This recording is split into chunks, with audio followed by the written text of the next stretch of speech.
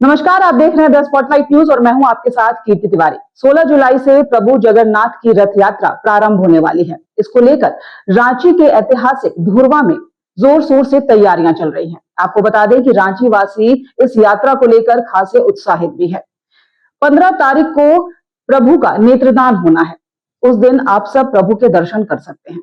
16 तारीख को धूमधाम से प्रभु जगन्नाथ की रथ यात्रा निकाली जाएगी, जिसमें प्रभु जगन्नाथ, उनके भाई बलभद्र और बहन सुभद्रा रथ पर सवार होकर मौसी बाड़ी जाएंगे। 9 दिनों तक भगवान मौसी बाड़ी में ही रहेंगे और 9 दिनों तक आप मौसी बाड़ी में जाकर प्रभु के दर्शन कर सकते हैं। अगर तैयारियों की बात की जाए तो धुरवा में लगातार तैयारियां चल रही हैं।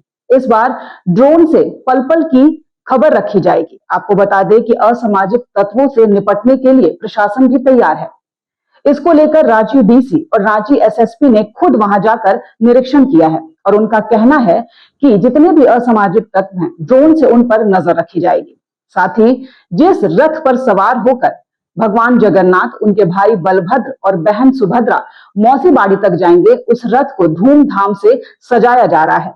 कलकत्ता से कारीगर आए हैं और उस रथ को सजा रहे हैं, संवार रहे हैं। साथ ही साथ 9 दिनों तक वहां पर रथ मेला भी लगाया जाएगा, जिसको लेकर रांची वासी खासे उत्साहित अभी से हैं।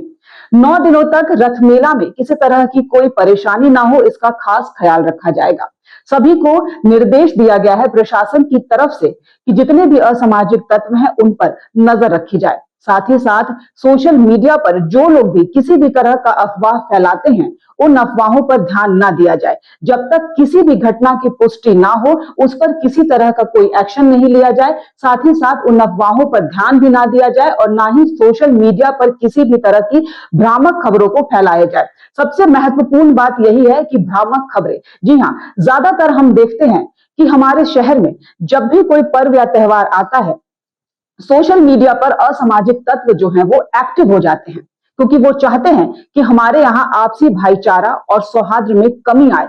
लेकिन हम चाहते हैं, हम रांची वासी चाहते हैं कि आपसी भाईचारा और सौहार्द बना रहे, खासकर पर्व और त्योहार पर। इसीलिए कहीं ना कहीं प्रशासन के साथ साथ ये हमारी जिम्मेदारी भी है कि हम किसी भी तरह की अप्रिय घटना को ना तो बढ़ावा दें और ना ही किसी भी तरह की अप्रिय घटना को सोशल मीडिया के जरिए फैलाने की कोशिश करें। प्रभु जगन्नाथ की रथ यात्रा एक पावन रथ यात्रा है। कहते हैं कि इस दिन जो मांगो वह मिलता है। तो आप इस रथ यात्रा में शामिल होकर खुद को ब्लेस्ड महसूस कीजिए, यानी खुद को प्रभु जगन्नाथ से जुड़ा हुआ महसूस कीजिए। जो मांगेंगे भगवान आपको देंगे, लेकिन गलत काम करने से बचना है। सोशल मीडिया पर किसी भी तरह के अफवाह को फैलाने से बचना है, असामाजिक तत्वों का साथ देने से बचना है और साथ ही साथ प्रशासन की जिम्मेदारियों को समझते हुए खुद भी एक जिम्मेदार नागरिक बनना है। खुद भी एक जिम्मेदार नागरिक बनिए और जगन्नाथ रथ यात्रा में शामिल होकर हमारे रांची का भी मान बढ़ाइए, क्योंकि जगन्नाथ रथ यात्रा यहाँ की ऐतिहासिक रथ यात्रा है और जब आप इसमें शामिल होंगे तब आपको एहसास होगा कि यह कितना पावन है।